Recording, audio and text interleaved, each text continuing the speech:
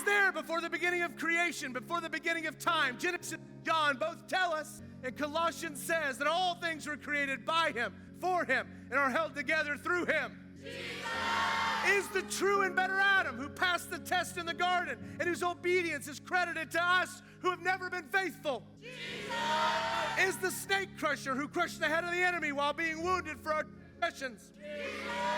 Jesus is the true and better Abel who, though innocently slain, has blood that not only cries out for our condemnation but for our acquittal. Jesus is the true and better Abraham who answered the call of God to leave what was comfortable and familiar and go into the void to create a new people of God. Jesus is the true and better Isaac who was not just offered up by his father on the mount but was truly sacrificed for us. And now we can look at God taking his son up to the mountain, sacrificing him, and say, now we know that you love us because you did not withhold your son and your only son whom you love for us.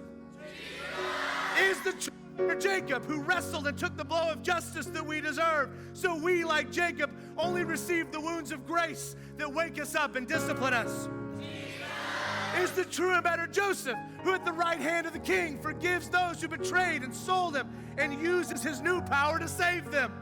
Jesus is the true and better Moses who stands in the gap between the people and the Lord and who mediates a new covenant.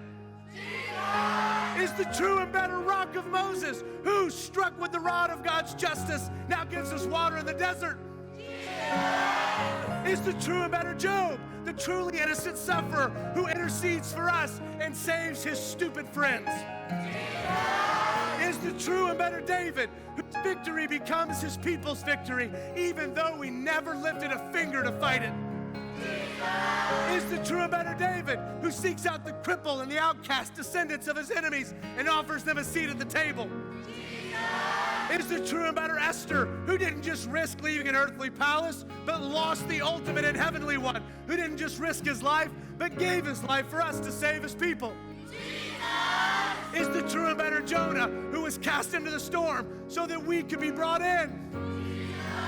He's the real Passover lamb, innocent, perfect, helpless, slain, so that he by the angel of death could pass over us. He is the true temple, the true prophet, true priest, true king, true sacrifice, true lamb, true light, true bread. Jesus is the Lamb of God who atones for our sin. John 1:29 says he's also the scapegoat who bore our sin alone in the wilderness. He's the Almighty One, the Alpha, the Omega. He's our advocate before God. He's the author and perfecter of our faith. Is the Word, meaning that he's the complete and full revelation of God and his creation. Now we know that he is the way, the truth, the life. Is our deliverer, our good shepherd, our suffering servant, our judge, our Messiah, our peace, and our Redeemer.